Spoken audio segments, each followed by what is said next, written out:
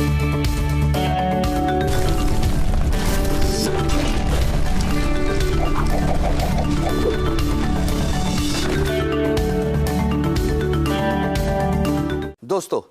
अब तक 2 सैंपल्स आप देख चुके हैं। एक में as a graphic designer scenario रखा, दूसरे वाले सैंपल में as a web developer scenario रखा। अब इस वाले सैंपल में creative writer. So all those creative writer, if you want to excel as a freelancer, perhaps this is something you may want to interestingly concentrate करें, इस पे देखें, गौर करें, कॉपी पेस्ट ना करें, सिर्फ समझें और इस सांचे को उठा के रेप्लिकेट कर दें। क्योंकि मैं अब आपको जो बात बताने लगा हूँ, कुछ पैराग्राफ्स ऊपर नीचे भी हो सकते हैं। ज़रूरी नहीं कि जो सीक्वेंस बताया गया है, जो पैटर्न बताया गया, आप उसी पैटर्न को फॉलो करो। भाई आप कुछ पैटर्न ऊपर नीचे भी कर सकते हैं ना, हस्बे ज़ायका, अपने ज़रूरत के मुताबिक। तो ये स्क्रीन पे देखते हैं, आइए। Start, of course, salutation, dear client, needless to say client will be replaced with the actual name. और अगर नहीं भी मिलता तो हेलो लिख दीजिएगा, ग्रीटिंग्स लिख लीजिएगा। ज़रूरी नहीं है कि डियर क्लाइंट ही लिखा जाए या डियर नाम ही लिखा जाए। मैंने एक जेनेरिक मिसाल दी है, आप पे डिपेंडेंट है कि आप किस तरह पिच करना चाहते हैं अपने बिड रिस्पॉन्स को। You could use any word you would like. आप रखें हेलो, ग्रीटिंग्स, बस मॉर्निंग, इवनिंग और आफ्टरनून और गुड नाइट ना कीजिएगा, वो बहुत ह्यूमरस हो जाएगा और क्लाइंट भी हंसेगा आपका रिस्पॉन्स देख के। Besides clicking on the cross and moving to the next bid, क्योंकि उसको पता है कि अगर आपको ये बेसिक चीज़ों का अंदाज़ा नहीं है कि यहाँ पे मॉर्निंग इवनिंग नहीं यूज़ करते, तो वो आपका रिस्पॉन्स भी नहीं पड़ेगा। मैंने एक डायरेक्ट अप्रोच रखी है इस पर, बट विद अ टच। वो टच क्या है, डिटेल से देखेंगे। पहले पैराग्राफ में मैं बता रहा हूँ कि मैं एक क्रिएटिव कंटेंट राइटर हूँ और मेरे पास 1 साल का एक्सपीरियंस है और मैं क्या चार्ज करता हूँ।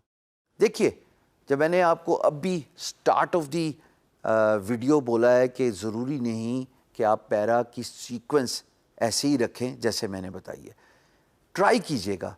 And if the response is low, if you do not get any response, तो आप इसको थोड़ा चेंज कर सकते हैं। इनिशियली आप अपनी प्राइस पर आवर बिट के स्टार्ट पे बता दीजिए, लेकिन अगर आपको रिस्पॉन्स नहीं आता आगे चल के डिफरेंट बिड्स पे एज अ कंटेंट राइटर, तो ख्वातीन हज़रात दरख्वास्त ये है कि इस प्राइस के एलिमेंट को नीचे ले जाइए बिड पे, एज अ सरप्राइज रख लीजिए, एज अ टच रख लीजिए, but keep changing your beads.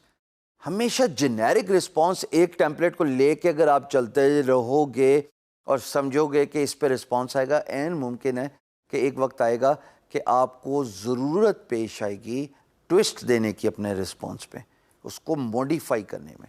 So it is very important कि हर रिस्पॉन्स जो है वो दूसरे रिस्पॉन्स से मुख्तलिफ हो, क्योंकि हर बिड भी तो दूसरी बिड से मुख्तलिफ होती है।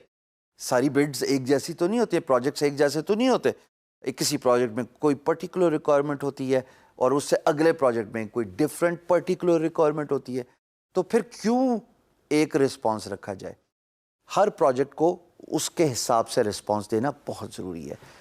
अब मैंने बड़ी मज़ेदार बात की है यहाँ पे और अपने आप को सुपरमैन शो कर दिया है तीसरे पैराग्राफ में। मैंने कहा अगर आपने मुझे सिलेक्ट किया ना, तो मैं इंशाल्लाह आपकी एक्सपेक्टेशंस को पूरा मीट करूँगा, आपकी जो है उम्मीदों पे पूरा उतरूँगा और अपने आप को as a competent creative writer और एक डेडिकेटेड रिसोर्स प्रूव करूँगा। अब ये देखिए, ये वर्ड्स मैंने क्यों इंतखाब किए हैं। ये मैंने इन अल्फाज का चुनाव इसलिए किया है कि मैं अपने आप को best of the best show करवाना चाहता हूँ, प्रूव करवाना चाहता हूँ, और मैं एम्प्लॉयर को बता रहा हूँ कि मुझे सिलेक्शन अवार्ड देने के बाद, सेलेक्ट करने के बाद आपके पास एक ऐसा हीरा आ जाएगा कि आपको कभी मायूसी नहीं होगी। You will not repent the decision, यानी कि आपको अपने फैसले पे अफसोस नहीं होगा अगर आपने मुझे प्रोजेक्ट अवार्ड किया। अगर आप अपने बारे में बात नहीं करोगे, कोई आपके बारे में बात नहीं करेगा। Every now and then bid में, रिस्पॉन्सेज में प्लीज़ बात ज़रूर कीजिए अपने बारे में कि मैं बेस्ट ऑफ द बेस्ट हूँ, डेडिकेटेड रिसोर्स हूँ, I am a creative writer. अगले पैरे में देखते हैं जी। चूँकि कंटेंट राइटिंग एक ऐसी नीच है जिस पे एम्प्लॉयर जनरली 2 तरीक़ों से आपको असेस करता है।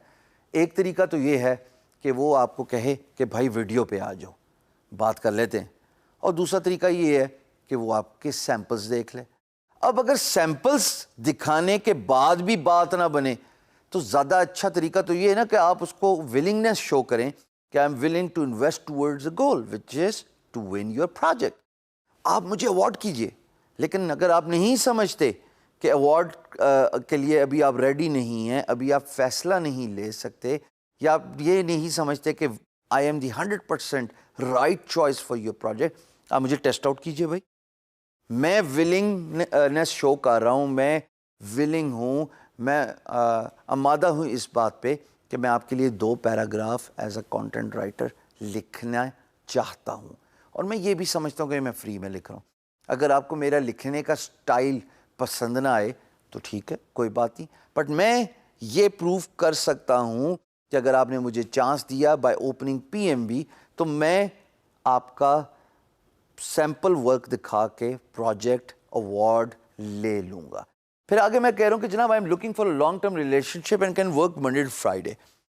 अगेन मैं अपने लिए बात कर रहा हूँ, अपनी पॉजिटिविटी की बात कर रहा हूँ, अपनी अप्रोच की बात कर रहा हूँ, अपनी स्ट्रेंथ की बात कर रहा हूँ। मैं इतना पॉजिटिव दिखा रहा हूँ अपना अप्रोच अपनी बिड से कि भाई आप बस काम दें। मैं ये नहीं कर रहा मैं मुझे काम दे दे, मैं मर रहा हूँ, मैं भूखा हूँ, नहीं, मैं इक्वल टर्म्स पे आया हूँ और मैं बता रहा हूँ कि I am the best of the best. If you want to test it out, आप कीजिए ना टेस्ट आउट। मैं आपको free sample 2 paragraph as a content writer देने के लिए तैयार हूँ। इस पे मैं विलिंगनेस शो कर रहा हूँ। आपको पता लग जाएगा कि आपने किस रिसोर्स को हायर करना है और कैसे हायर करना है, और उसके अंदर क्या क्वालिटीज़ हैं, उसके अंदर क्या खुसूसियात हैं, उसकी क्या स्ट्रेंथ हैं। बट ये सारी बात का किस लिए कर रहे हैं? सारी बात इसलिए कर रहे हैं कि एम्प्लॉयर क्या खोलेगा? PMB. There you are. Message board की तो कहानी है, उसी के लिए तो ये सारी जो है वो रिस्पॉन्सेज को मॉडिफाई करते हैं, उसी के लिए तो मिन्नतें समाजे, लेकिन पॉजिटिव रहते हुए करते हैं। तो ये अप्रोच है as a content writer. Initially अगर रिस्पॉन्स ना आए तो जो बिड प्राइस ऊपर अपनी दी हुई है, अपने पर आवर प्राइस दी हुई है, उसको नीचे ले जाइए। एंड मुमकिन है आप if you want to have a conversation I am available in Skype, उसके बाद दे दीजिए। कन्वर्सेशन ज़ाहिर है ज़रूरी है, कंटेंट राइटर को देखने के लिए तो ज़रूरी है ना कि वो कैसा बोलता है, कैसा लिखता है।